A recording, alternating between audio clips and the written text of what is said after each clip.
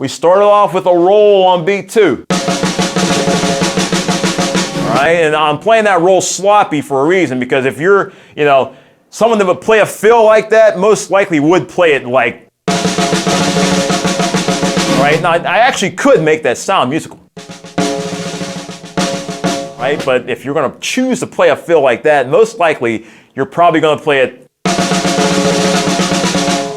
So let's change it up, right? So let's add some impact in the beginning, add a crash on 1. Let's ixnay the roll. Let's crash on beat 2.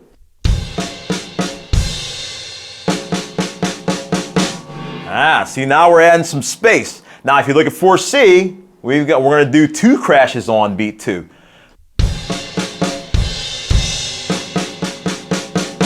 Okay, now we're getting somewhere. Now, let's do this. Instead of having the big heavy crashes at the beginning, let's change those into ride cymbals. So let's keep our ride cymbal up here. On 4D, we have this. And then the rest of the measure.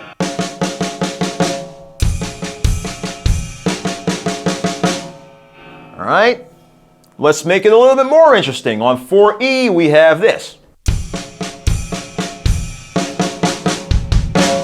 All right, that's not bad. That's not bad. Let's make it even looser. Let's go. We're going to end up our measure like this.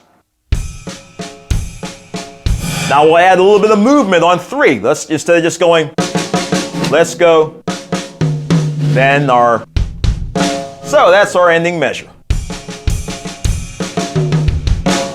All right, so that is the process that you, as a musician, need to go through when you're trying to improvise a better fill. You want to think, okay, how musical can I be, or how heavy do I need to be? What's the music like? Is there space here to be a little more creative? Does it need to be more creative, or does it need to be pretty straight? What's the tempo?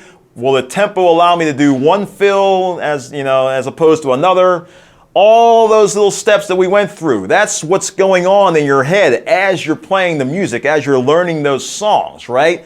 So that's what you want to be able to go through, right? You gotta have your technique and things down. You gotta know your rhythms. You gotta, helps a lot to know your rudiments, and a whole host of other things that we've been going through all these lessons, right?